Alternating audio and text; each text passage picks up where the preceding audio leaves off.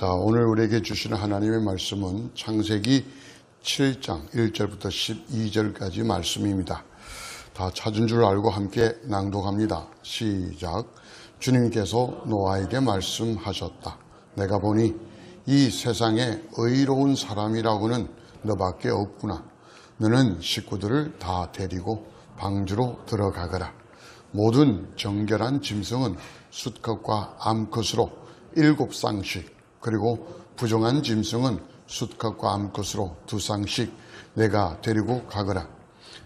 그러나 공중의 새는 수컷과 암컷 7쌍씩 데리고 가서 그 씨가 온 땅 위에 살아남게 하여라. 이제 이래가 지나면 내가 40일 동안 밤낮으로 땅에 비를 내려서 내가 만든 생물을 땅 위에서 모두 없애버릴 것이다. 노아는 주님께서 명하신 대로 다 하였다. 땅 위에서 홍수가 난 것은 노아가 600살 되던 해이다. 노아는 홍수를 피하려고 아들들과 아내와 며느리들을 데리고 함께 방주로 들어갔다. 정결한 짐승과 부정한 짐승과 새와 땅 위를 기어다니는 모든 것도 하나님이 노아에게 명하신 대로 수컷과 암컷 둘씩 노아에게로 와서 방주로 들어갔다. 이래가 지나서 홍수가 땅을 뒤덮었다. 노아가 600살 되는 해의 둘째 달, 그달 11의 날, 바로 그날에 땅속 깊은 곳에서 큰 샘들이 모두 터지고 하늘에서는 홍수문들이 열려서 40일 동안 밤낮으로 비가 땅 위로 쏟아졌다. 아멘. 할렐루야. 반갑습니다. 한 주간 잘 지내셨나요? 같이 인사들 좀 나누시고, 특별히 오늘은 더 큰 은혜가 있을 줄 믿습니다. 서울 동작구에 지난번에 비가 되게 많이 왔어요. 145mm 정도 왔다고 이번에 그 기상청에서 발표를 했는데, 그 정도면 어느 정도 왔냐면은 우리나라 기상청이 세워진 이후로 최대 많이 왔다. 그냥 한 시간에 145mm. 그래서 그냥 물바다가 됐습니다. 배수하는 하수구가 배수 처리가 안 되니까 물이 빠져나가지 못하는 거예요. 그래서 그 반지하에 살던 몇 분들이 돌아가시고 막 그랬잖아요. 그래서 그분들이 이제 이재민이 되어서 강당에 이렇게 모여서 생활하는데, 그게 또 이번에 코로나 확진자가 또 발생이 돼가지고 또 이중에 그런 고통과 어려움을 겪는다라는 소식을 들어봅니다.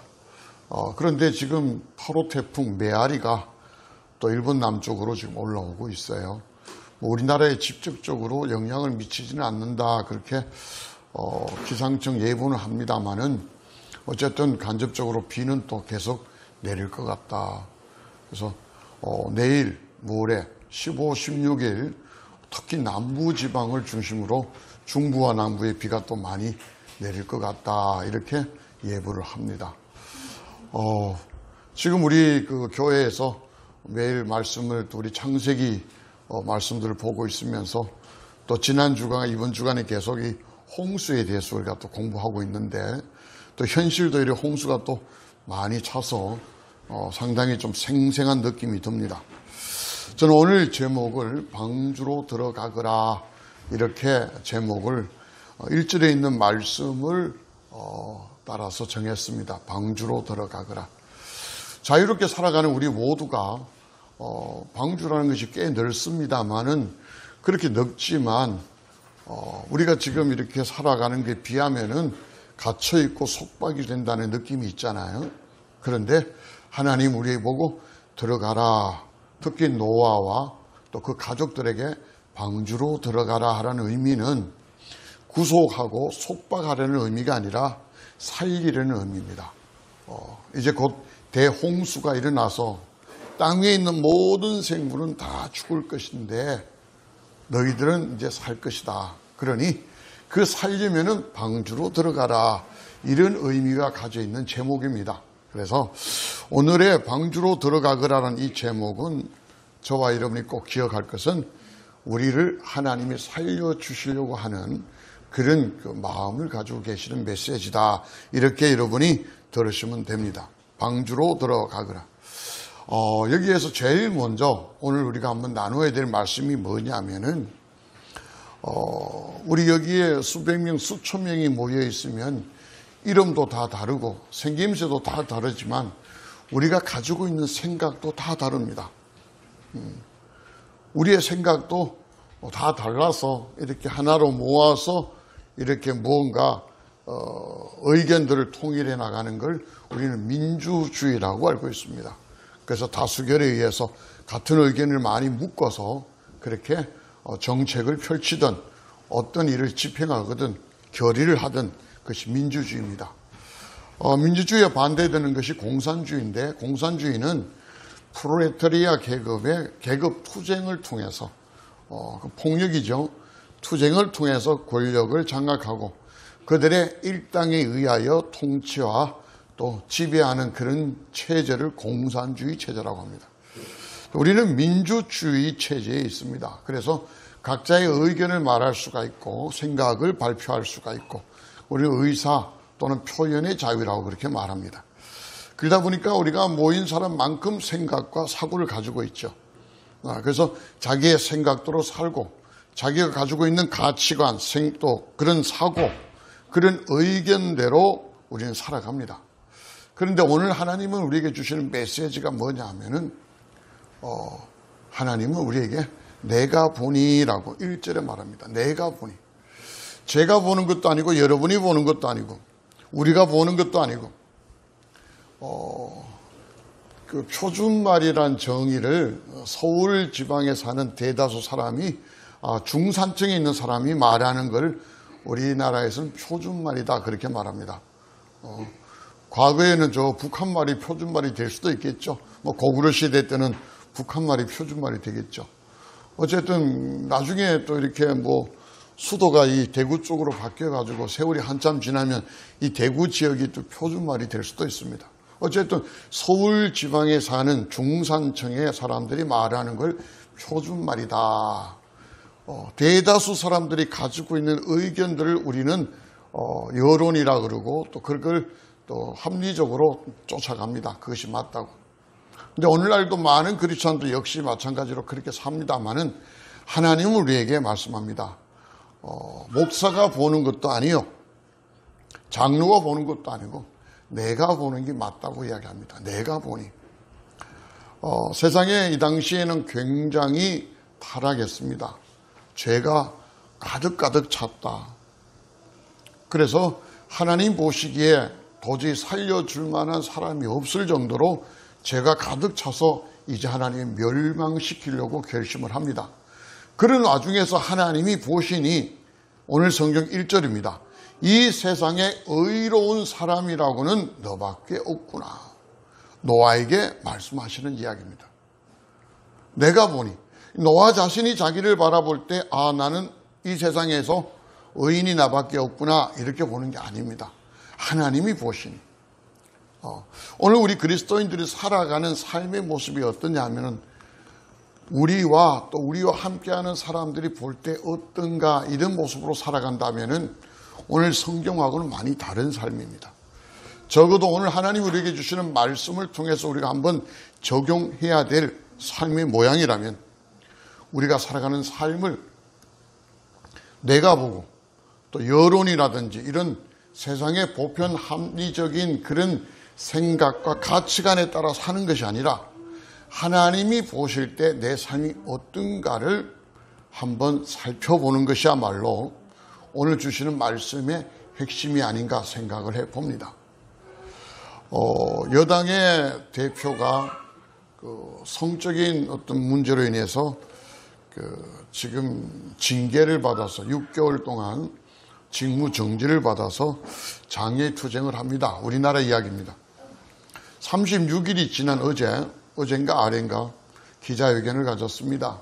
그래서 자기의 어떤 그런 것에 사과하고 잘못하고 그런 이야기를 할 줄 알았는데 그게 아니고 남들을 공격합니다. 대통령과 또 여당의 여러 많은 사람들을 공격을 하고 그런 걸 보면서 누가 잘했다 잘못했다라는 것보다는 어떻게 자기 생각만을 저렇게 가지고 이렇게 살아갈 수가 있을까라는 그런 의아심이 듭니다.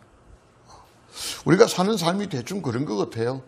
내가 볼 때 이게 맞는 것 같고, 내가 볼 때 이게 옳은 것 같고, 내가 볼 때 이렇게 살아가는 것이 맞는 것 같다. 뭐 이런 내용들을 우리가 많이 하잖아요. 그런데 오늘 성경은 우리에게 그렇게 살지 말라는 겁니다. 어떻게 살아라? 하나님 보실 때에 어떤 것인가를 생각하고 살아라. 하나님 보실 때에. 오늘 이 말씀을 들은 저와 여러분은 이후에 우리의 매일의 삶들을 하나님이 보실 때 어떨 것인가를 한번 살피면 살았으면 좋겠다라는 생각을 가지게 하는 말씀입니다. 하나님이 보실 때 어떤가? 한 20년도 더 됐어요. 80년대 후반부에 80년도 40년 가까이 되네요. 그때 예수님이라면은 어떻게 하셨을까라는 책이 굉장히 유행한 적이 있습니다.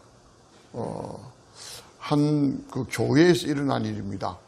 그 교회에서 화두가 예수님이라면 어떻게 했을 것인가. 그 나오는 그 내용들이 어땠냐면은 그 목사님이 큰 교회에 부임을 하게 됐는데 한 10,000명 이상의 교회라 그랬어요. 그 교회에 부임하게 됐는데 그냥 부임하지 않고 일주일 동안 그 교회 근처에서 노숙을 했답니다. 노숙자로 일주일을 그 교회 근처에 살았고 주일날 아침에도 여전히 노숙자로 그 교회의 성도들에게 그 모습을 보여줬답니다. 누구 하나도 자기의 관심을 가진 사람들이 없고 이렇게 교회 근처 가면은 좀 가졌으면 좋겠다 이런 액션들을 많이 받았답니다. 예배가 이제 준비가 되고 예배 시작을 되는데 담임 목사는 오지 않고 웬 노숙자가 중앙으로 떠벅떠벅 걸어오니까 아직 그 얼굴을 아는 사람이 몇몇 없었으니까 그 교회 안내를 맡고 이런 분들이 막았었습니다. 당신은 여기 어디 들어가려고 하냐고. 예배 드리려고 한다니까 저 구석에 가서 예배 드리라고. 아니 나는 저기 나가야 된다고 하니까 그렇게 말렸는데 그 장로님 한 분이 알고는 뛰어가서 이분이 우리 담임 목사님입니다. 그래서 그분이 강대상에 서서 예배를 인도하고 말씀을 전할 때 그런 말씀을 전했답니다. 만약에 예수님이 이런 모습으로 오신다면 우리는 과연 예수님을 영접할 것인가? 그러면서 예수님 입장에서 우리가 한번 살펴봐야 되지 않는가? 예수님이 이 땅에 오셨을 때 가장 가난하고 가장 비천하고 그 당시에 모든 사람들이 손가락질하고 내치는 그런 사회의 최고의 빈민층들, 죄인들의 친구였다는 사실을 우리가 잊어버리고 있지 않는가? 그러면서 그 교회 이야기를 예수님이라면 어떻게 할 것입니까? 라는 그런 내용들로 이렇게 그 편집을 했던지 해서 유행한 적이 있습니다. 그런 시각에 저는 오늘 이후로 저와 여러분이 정말 예수님이라면 또 하나님이 보실 때는 어떨 것인가? 우리는 사람의 어떤 그런 시선은 되게 많이 의식합니다. 저부터도 그렇습니다. 사람들이 시선을 어떻게 할 것인가 많이 의식하지만 우리가 홀로 있을 때 또 남들이 보지 않을 때 우리의 생각과 우리의 행동들은 좀 다르지 않을까. 근데 그때조차도 저와 여러분이 하나님이 지금 나를 보고 계신다.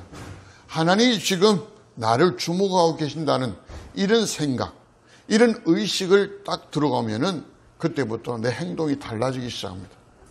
저는 그걸 많이 경험을 해서 아무도 보지 않는 그런 공간 속에서 여전히 하나님이 나를 보고 계신다는 사실이 제 가슴을 되게 흥분시킬 때가 많습니다. 때로는 그런 생각이 나를 아프게 할 때도 있고 또 나를 부끄럽게 할 때도 있고 때로는 또 저를 되게 감동시킬 때도 있고 그렇습니다. 내가 보니 여러분의 그 잣대가 여러분의 생각이 결코 정답이 아니다는 사실을 오늘 성경은 우리에게 주신다고 말하고 있습니다. 내가 보니 꼭 기억해 주시기 바라고요. 두 번째로 방주에 들어가기 위해서 우리가 또 한번 생각해 봐야 될 것은 뭐냐 하면은 4절 그리고 10절에 나오는 내용입니다. 제가 늘 성경을 보면서 또 여러분에게 말씀을 전하면서 강조하는 내용들이 뭐냐면은 성경이 계속해서 반복되는 그런 내용이 단어가 나온다면 굉장히 중요한 거다라고 제가 늘 말씀을 드립니다. 근데 4절과 오늘 말씀에 보면은 10절에 보면 이래가 지나면 또 이래가 지나서 이런 말씀들이 있습니다.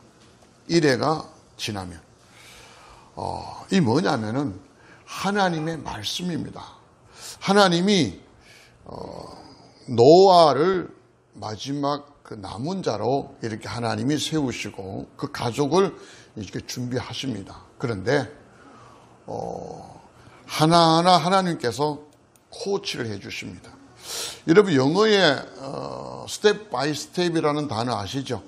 차근차근 또 한 걸음씩 한 단계 한 단계 이런 의미입니다. 스텝 바이 스텝.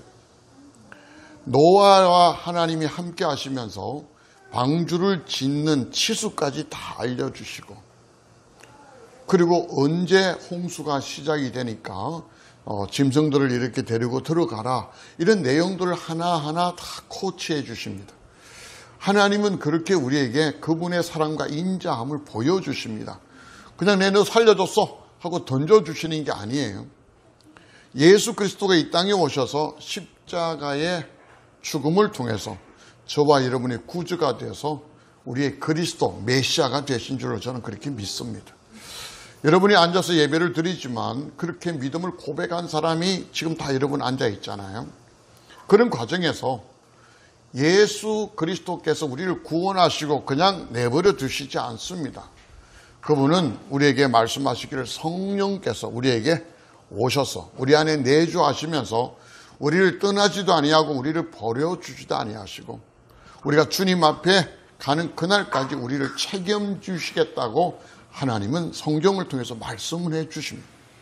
그래서 이래가 지나면 이 땅에 하나님께서 40일 동안 밤낮으로 비를 내려 생물들을 모조리 다 없애버릴 것이다. 하나님 말씀해 주십니다. 그리고 10절에 가면은 그렇게 말씀하셨던 그 내용들이 이루어져서 이래가 지나서 홍수가 땅을 뒤덮었다. 이렇게 나옵니다. 여기에서 이래라는 이야기는 하나님 말씀입니다. 하나님은 그냥 즉흥적으로 이래야 되겠다고는 이렇게 뭘 하시는 분이 아니라 때로는 수백 년, 수천 년 동안 기다리시고 때로는 몇십 년 전에 또는 며칠 전에 하나님의 사람을 통해서 예언하시고 환상을 보여주시고 그들의 입을 통해서 전하게 하시고 그렇게 해서 하나님은 그 일을 진행해 나가십니다. 지금 주님께서 다시 오시겠다고 오신 메시지는 지금 2000년이 지금 지났습니다. 근데 아직 이루어지지 않고 있지만 이것도 분명히 이루어지리라 확신하고 우리는 믿습니다. 하나님이 이래가 지나면 그리고 이래가 지나서 이 말의 의미는 하나님이 방주에 들어가라는 그 의미는 말씀이 그대로 이루어진다는 의미입니다. 하나님 말씀이 그대로 이루어진다. 그 하나님 말씀을 소홀히 여기고 그 하나님 말씀에 우리가 무언가 걸지 않으면 절대 살아남지 못한다는 걸 성경은 우리에게 알려주고 있다고 저는 그렇게 생각합니다. 방주에 들어가면 살 거야. 그런데 정말 살까? 들어갔는데 안 살면 어떨까? 이런 생각을 가지고 있다면 절대 방주에 들어갈 일이 없습니다. 적어도 우리가 방주에 들어가려고 하면은 하나님이 보실 때 이 세상은 악해서 우리를 살려주시는구나. 하나님이 보신다는 그 관념들을 깨달아야 된다면 두 번째로 하나님 말씀을 저와 여러분이 믿어야 돼요. 이래가 지나서 40일 동안에 홍수가 생긴다면 그거 믿어야 돼요. 그래 내가 방주에 들어갈 수가 있다고요. 그런데 하나님 말씀을 내가 믿지 못한다면은 방주에 들어갈 수가 없잖아요. 지금은 영국이라는 나라가 많이 지금 국세, 나라의 운이 조금 많이 떨어졌습니다만은 18세기, 19세기 영국이라는 나라는 엄청난 나라죠. 세계 각국의 식민지를 건설해서 해가 지지 않는 나라다. 그렇게 이야기를 했습니다. 처음에 모든 문화는 교통이 발달되지 않았기 때문에 바다를 향하여 항해시대, 그걸 우리는 대항해시대라고 합니다. 대항해시대 최고로 발달된 나라가 주로 이렇게 섬이나 해변가에 있습니다. 그래서 네덜란드, 덴마크나 네덜란드가 굉장히 선진국이었습니다. 15세기, 16세기 때는 네덜란드가 적어도 해군 함대가 되게 강했습니다. 그 네덜란드의 해군 함대를 격추시킨 나라가 에스파니아, 지금 말하면 스페인입니다. 스페인의 그 무적 함대라 해서 그들의 함대가 굉장히 강했습니다. 근데 그 무적 함대를 영국에서 깨부숩니다. 그들이 그 에스파니아의 무적 함대를 이기고 나서 전 세계의 바다는 영국의 바다다. 그렇게 될 정도로 엄청나게 번성합니다. 그때 당시에 1837년 6월에 나이 18살 어린 소녀가 여왕으로 대관식을 하고 이제 왕의 자리에 앉습니다. 아니, 그 남자도 아니고 18살 먹은 소녀가 미국의 여왕이 됐는데 그 여왕이 빅토리아 여왕입니다. 근데 참 재미있는 것은 이 어린 여왕이 영국의 왕이 되면서 엄청나게 영국이 세계의 제국으로 발돋움합니다.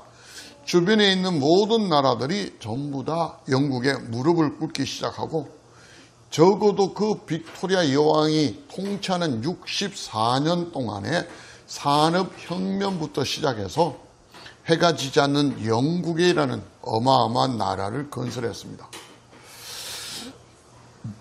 어느 날 인도에 사는 한 왕자가, 인도는 영국의 지배를 받는 식민지 나라였습니다. 영국을 방문해서 빅토리아 여왕을 접견하는 자리에서 그는 질문을 하나 합니다. 번영하고 있는 영국의 그 비결이 무엇이며 그 능력이 어디에서 나오십니까? 라고 묻자 이 빅토리아 여왕이 미소를 띤 채 탁자 위에 있던 한 권의 책을 집어들었습니다. 이것이 그 비결입니다. 라고 말했는데 그 책이 바로 성경책이었습니다.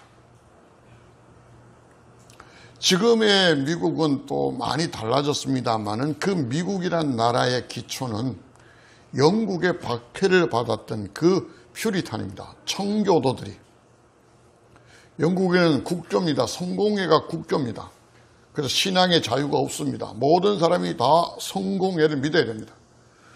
그래서 신앙의 자유를 외쳤던 이 청교도들은 핍박을 받습니다. 특히 우리 침례교도들이 많았는데 되게 박해를 많이 받아서 신앙의 자유를 위하여 새로운 신대륙을 갖던 것이 지금 아메리카입니다. 그곳에 가서 그들은 하나님 앞에 나라를 세웠고 지금도 많이 영적인 수준은 다 지워졌지만 대통령이 되어서 취임식할 때 적어도 그런 대통령은 성경책 위에 손을 얹고 그들은 대통령 선서를 합니다. 그리고 그들에게는 그들의 미국의 헌법과 성경에 손을 얹고 지금도 그렇게 통치하고 있다는 나라가 미국의 나라입니다. 전 세계 어떤 면에든지 부동의 1위의 나라가 바로 미국 아닙니까? 하나님의 말씀 위에 세워진 나라, 하나님 말씀 위에 세워진 그런 인생, 그것이 바로 오늘 성경이 말하는 이래라는 표현입니다. 이래가 지나면 이래가 지났어. 그 하나님 말씀이 저와 여러분을 책임지고 이 하나님 말씀에 따라 우리의 삶을 설계를 하고 그렇게 살아가기만 한다면은 모든 세상에서 하나님이 보여주셨던 그 놀라운 일들을 저와 여러분의 그런 인생 속에서 경험되어지지 않을까, 저는 그런 생각이 들고 있습니다. 오늘 많은 사람들이 코로나 확진도 걸렸고 또 몸도 아프고 병원에 입원하고 뭐 여럿이 해서 지금 우리들의 예배가 조금 다른 모습으로 진행이 됩니다. 그러나 그럼에도 불구하고 이 말씀 속에 저와 여러분이 깨달아야 될 것은 건강이 되게 중요하지만 그보다 더 중요한 게 뭐냐? 말씀이라는 거예요. 하나님 말씀이 여러분의 건강을 책임져 주기를 주의 이름 축복합니다. 제가 교회 소식 알려드릴 때 제가 계속해서 여러분 건강 주의하십시오. 코로나 끝난 거 아닙니다. 15만 명씩 지금 넘어갑니다. 오늘도 아침에 보니까 6천 명 이상 대구에 또 이렇게 확진자가 발생됐다는데 우리나라 인구의 확진자 한 번이라도 걸린 사람이 걸리지 않은 사람보다 더 많습니다. 2,300명 지금 이상 확진자가 누적되어 있습니다. 아직도 계속해서 지금 나오는데요. 세계 분포를 보니까 미국이요. 미국은 한 3억 정도 그런 인구를 가진 나라에 그런데 지금 11만 9천 명. 11만 9천 명. 우리나라는 12만 9천 명. 그래서 세계 1위인가 봤더만 일본이 16만 8천 명. 어제별로 제가 검색을 했습니다. 전 세계에 지금 일본이 제일 많고 두 번째가 우리나라입니다. 확진자가. 뭐 영국, 뭐 유럽에 옛날에 얼마나 심했어요. 근데 지금 뭐 12,000명, 뭐 심해야 2만 명, 3만 명 수준입니다. 웃기는 이야기는 북한은 또 이제 코로나 확진자 제로 했죠. 다 이겼다고. 위대한 국방위원장의 그 영도력에 의하여 코로나를 다 점령하고 이겼다고 발표를 했습니다. 그 이제 뉴스를 보니까 그 국방위원장이 고열에 끙끙 앓아 누우면서도 인민을 생각하는 그 마음으로 책임져야 하는 그 마음으로 뭐 이렇게 이야기하는데 너무 웃었습니다. 어쨌든 우리나라가 아직은 계속 진행되고 있습니다. 병상도 지금 많이 확보하고 있고요. 사망자도 한 400명 이상씩 계속 생깁니다. 매일 400명 이상씩. 이건 자신이 없습니다. 어쨌든 그렇게 계속 생겨요. 꼭 기억하시고 저와 여러분이 의식을 자꾸 해야 됩니다. 그러지 않으면 놓쳐요. 그 의식보다 더 중요한 건 또 하나님 말씀이라는 사실. 이래가 지나서 또 이래가 지나면 이 말씀을 꼭 기억하십시오. 저와 여러분이 방주에 들어가려면 하나님 말씀 믿어야 돼요. 저와 여러분이 이 땅에서 하나님의 그 사랑과 하나님의 책임지는 인생을 살려면 말씀을 믿어야 된다는 사실을 꼭 기억하시고, 자, 세 번째입니다. 세 번째는 오늘 성경의 5절과 9절에 그 힌트가 있습니다. 한번 여러분이 찾아보시기 바랍니다. 5절과 9절 힌트. 뭐가 있을까요? 명하신 대로입니다. 명하신 대로.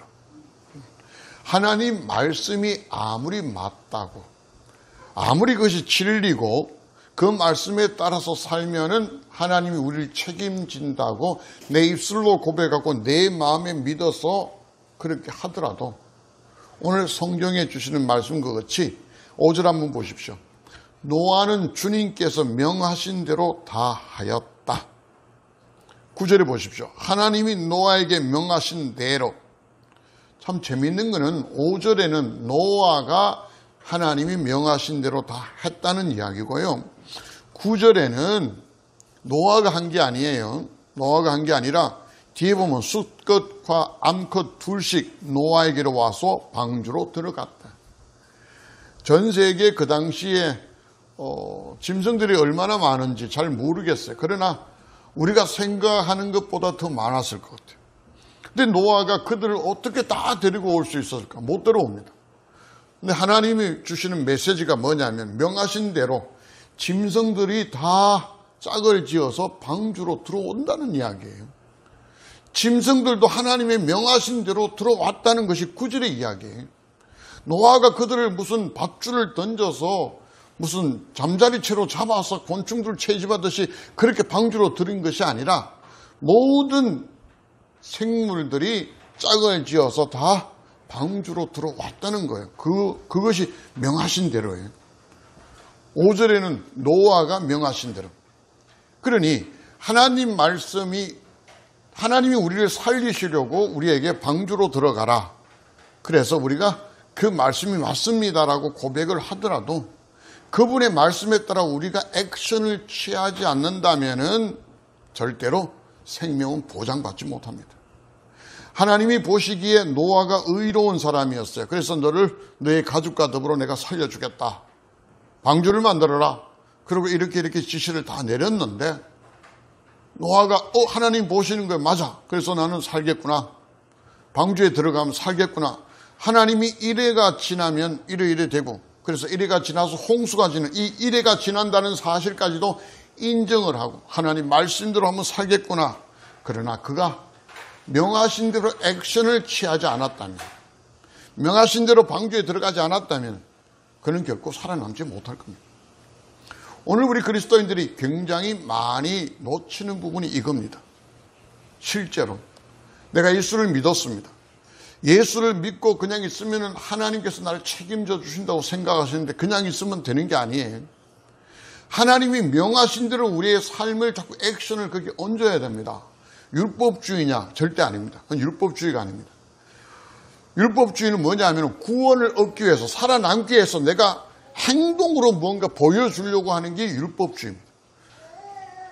그러나 하나님의 말씀에 하여 우리는 벌써 살았습니다. 구원받은 사람입니다. 그래서 적어도 구원받은 사람은 세상 사람과 달라요. 하나님의 자녀의 삶으로 우리가 성화되어지려고 액션을 취하는 겁니다. 구원을 받기 위해서 액션을 취하는 것이 아니라 하나님의 자녀의 삶을 살기 위하여 우리의 삶을 변화시키는 액션. 그것이 바로 오늘 여기에 나오는 명하신 대로라는 겁니다.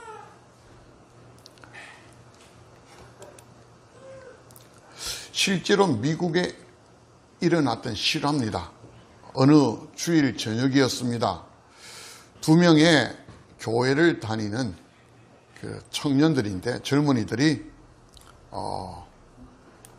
교회를 아무리 다녀도 아무 소용이 없더라는 거예요. 그래서 우리 이제 그거 하지 말고 우리 멋대로 한번 살아가자. 그래서 교회 옆에 도박장이 있었습니다. 주일 예배, 저녁 예배를 가지 아니하고 두 청년이 우리 도박하러 가자. 그 의견이 이렇게 서로 이렇게 맞추어서 좋다. 의기투합이라 그러죠. 그래서 그 옆에 갑니다. 아무 생각 없이 도박장으로 들어가던 그 두 청년 중에 한 명은 그 들어가는 입구 옆에 그 자기가 다녔던 그 교회의 게시판에 주일날 설교 제목을 보게 됩니다. 주일날 설교 제목을 보니까 어떻게 했냐? 죄의 싹슨 사망입니다. 라는 제목을 보게 됩니다. 갑자기 가슴이 쿵쿵쿵쿵 뛰기 시작합니다. 죄의식이 생깁니다. 내가 도박장에 가면은 사망한다. 그래서 나는 오늘 도박장에 안 가고 교회 가야 되겠다.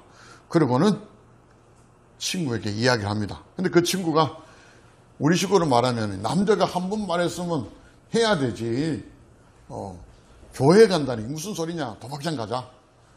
그렇게 주장을 합니다. 그런데 교회 가야겠다 생각했던 이 친구는 자기의 의견 그대로 친구가 도박장에 가자는 그 의견을 거절하고 자기 결심대로 교회에 갑니다. 근데 한 친구는 자기가 처음에 결심한 대로 도박장에 갔습니다. 한 사람은 도박장으로, 한 사람은 교회로 갔습니다. 그날 교회에 가서 예배를 드린 그 청년은 하나님 말씀을 듣고 거기에서 예수 그리스도를 구주로 영접하고 새 사람으로 거듭나는 구원을 체험하게 됩니다. 그 회심한 청년은 그로부터 30년이 지났습니다. 그로부터 약 30년이 지난 후에 그 청년은 미국의 대통령으로 취임하게 됩니다. 그분이 누구냐 하면은 미국의 유명한 클리브랜드 대통령입니다. 클리브랜드 대통령.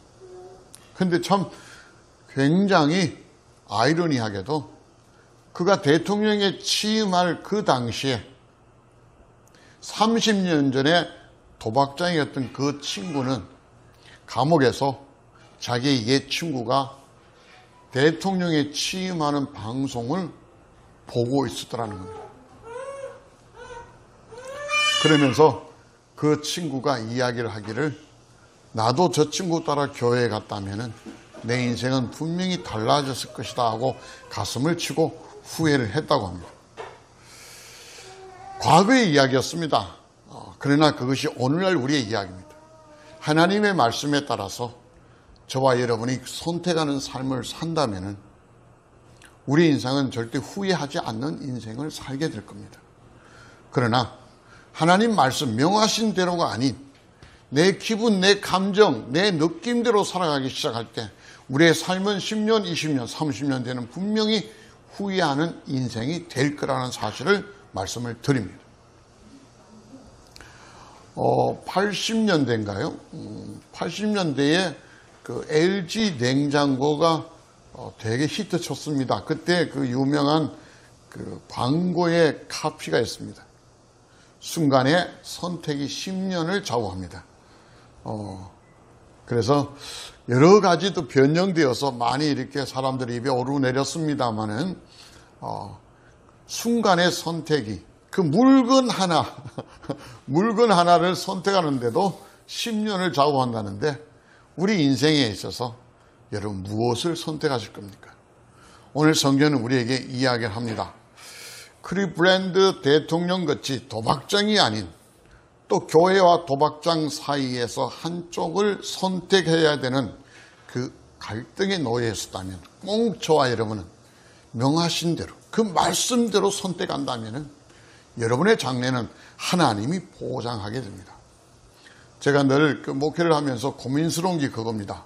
상담을 하고 어떻게 하면 좋겠습니까? 라고 저하고 상담할 때 제가 이렇게 고민하는 내용이 있습니다. 이렇게 하십시오. 그땐 전 되게 많이 부담스럽습니다. 이렇게 하면 될 것입니다라는 확신이 있어서 이렇게 하십시오라고 하지만 그렇게 만약에 성도가 예 알겠습니다라고 순종해서 나온다면 저는 무지무지한 영적인 부담을 안습니다. 그래서 엄청 기도합니다. 주님, 저렇게 권면을 듣고 이렇게 하는데 하나님 꼭 해결해 주셔야 됩니다 하면서 굉장히 기도하며 영적인 무게감을 되게 많이 느낍니다. 그런데 제가 권면했는데 그대로 따르지 않고 그 성도의 생각과 가지고 있는 견해대로 그냥 살아갈 때는 부담 하나도 없습니다. 그런 느낌들 아시나요? 저는 그래서 하나님도 똑같다고 생각해요. 하나님 말씀대로 이 명하신 대로 저와 여러분이 살아가기 시작하면 하나님이 긴장하십니다. 하나님이 그냥 보시는 게 아니라 엄청나게 긴장하십니다.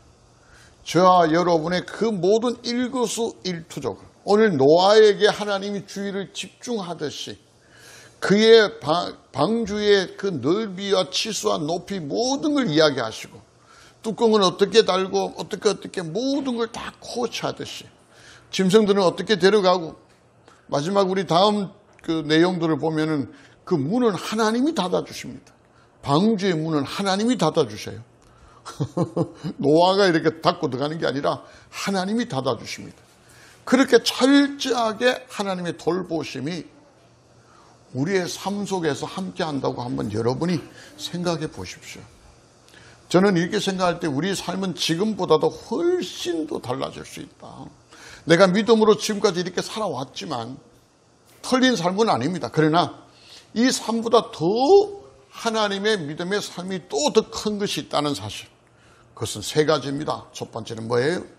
내가 보는 관점으로 살지 말고 하나님이 보시는 관점으로 내 삶을 다시 한번 살펴보자.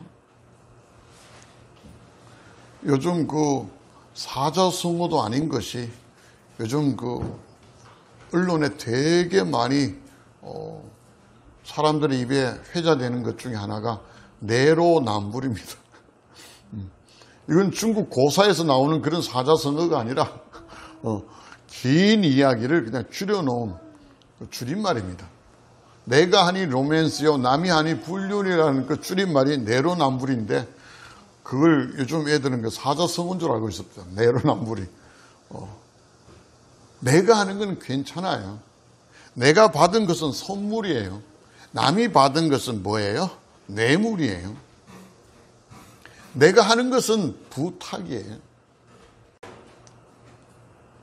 단어 하나만 바뀌었습니다. 단어가 아니라 글자 하나만 바뀌었어요. 선물과 뇌물, 부탁과 청탁 하나만 바뀌었어요. 그런데 그 결과는 완전히 달라지잖아요. 내가 어떤 관점에서 사느냐, 내 삶이 달라져요. 근데 하나님이 보시는 관점에서 살 때 내 삶은 이루 말할 수 없는 엄청난 변화가 있다. 두 번째는 뭐예요? 방주에 살아가는 메시지가 하나님 말씀이라는 거예요. 그 말씀이 진리입니다. 그 말씀은 저와 여러분의 인생을 책임질 수 있을 만큼 능력이 있다는 사실이에요. 그걸 저와 여러분 고백해야 돼요. 그 말씀을 여러분의 삶의 금과 옥조로 여기시고 이 말씀 위에다 여러분의 삶을 플랜, 계획을 잡으시고 설계하실 수 있게 바랍니다. 그리고 마지막으로 그런 말씀 앞에 내가 액션들을 취해야 된다. 하나님이 명하신 대로 그게 타협하는 것이 아니라 적당히 물타기 그냥 이 정도는 안 됐으면 그게 아니라 그분이 명하신 대로 내 삶을 만들어가기 시작할 때 우리는 이제까지 경험하지 못했던 영적인 삶의 모습들을 하나님을 믿는 하나님의 사람으로서 살아가는 놀라운 믿음의 삶을 경험하게 될 것입니다. 사랑하는 성도 여러분, 오늘 이 말씀은 우리가 매일 우리가 보는 그 창세기의 말씀 중에 일부분입니다. 그 중에서 지난 토요일 날 묵상했던 메시지인데 이 말씀을 깊이 묵상하면서 오늘 말씀을 함께 나누었습니다. 꼭 기억하십시오. 방주에 들어가는 것은 우리를 구속하는 것이 아니라 우리를 살리시려고 하는 겁니다. 하나님을 믿는 여러분의 삶이 되게 성가시고 귀찮을 때가 있습니다. 또 여러분이 되게 불편과 부담을 느낄 때도 있습니다. 그러나 그것은 여러분을 힘들게 하는 게 아니라 여러분을 살리려고 하는 겁니다. 하지 마라, 가지 마라, 이런 모든 것들이 여러분을 살리려고 하는 겁니다.